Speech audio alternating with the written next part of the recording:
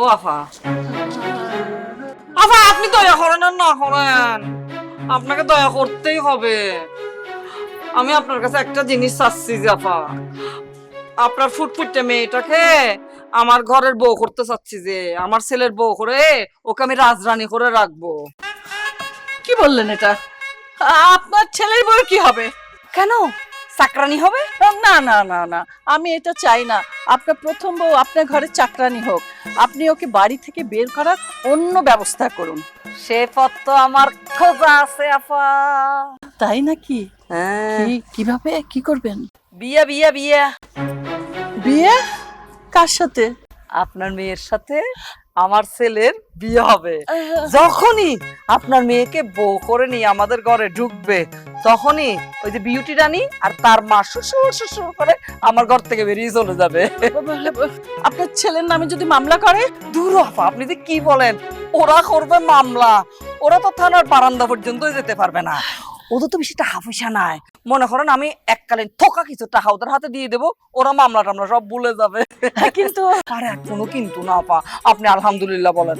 আমি আপনার মেয়েকে আমার বাড়ির ছেলের বউ করে নিয়ে যেতে চাই আপা। শুনেন না, আমি আর আপনি এমন একটা ভাব ধরে থাকবো সবার সামনে যে আমরা কিছুই জানি না বিয়ে শাদীর ব্যাপারে, যা করার ছেলে আর মেয়ে নিজেরাই করেছে। হ্যাঁ, একেবারে ভালো বুদ্ধি করেছেন, এটা তো আমার মাথায় আসে নাই। আমি তো দেখছি আপনি একজন বড় অভিনেত্রী। আমি তো সিনেমাতে খল চরিত্র করি, এখন তো দেখছি বাস্তবে আপনি ভালো খল চরিত্র করেন। আপনি যদি সিনেমায় আসেন না, তাহলে তো আমার মার্কেট ডাউন। না না আপা, আমি সিনেমা করবো না, ওগুলি আমাকে দিয়ে হবে না, আমাকে দিয়ে শুধু ব্যবসা হবে, যে ব্যবসা বাণিজ্য হবে। যে আপা মস্করা ছাড়েন না, একটু মতামতটা দেন না। আমি এই লক্ষ্মী আপনার লক্ষ্মী পক্ষী মেয়েটাকে আমার ছেলের বউ করতে চাই, বলেন না দিবেন? কি বলবো আর, আপনি আমাকে যেভাবে ধরেছেন আমি কি রাজি না হয়ে পারি? তবে একটা কথা। কি কথা আপা? ওই বেয়াদবটাকে আপনি বাড়ি থেকে বের করে দিতে হবে। আপা আমার উপর ভরসা রাখেন না ভাই, এটা তো আমার কাছে দুইটা তুরির ব্যাপার। তাহলে আজকে বিয়ের আয়োজন করি, এই আত্মীয় স্বজনদের খবর দেই, বিয়ে বলে কথা। আপা মাথা কি পুরোটা খারাপ হয়ে গেছে আপনার?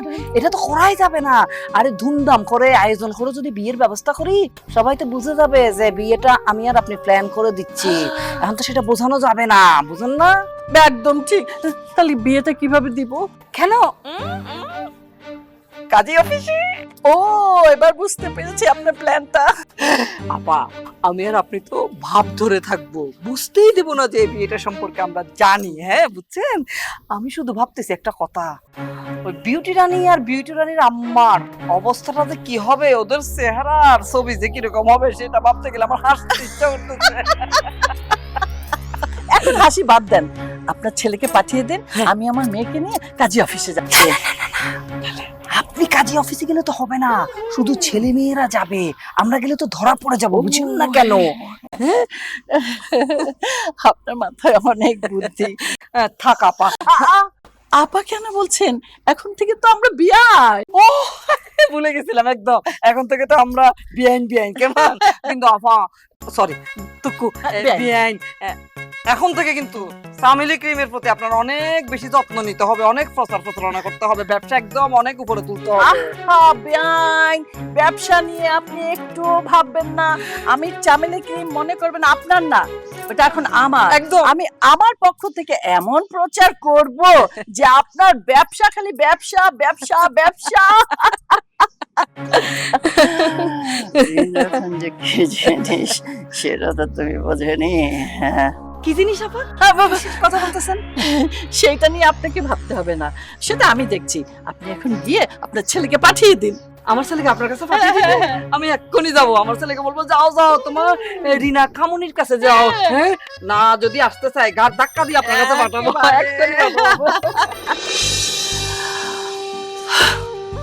চামেলি বেগম, তুমি তো জানোই না রিনা খান কি জিনিস।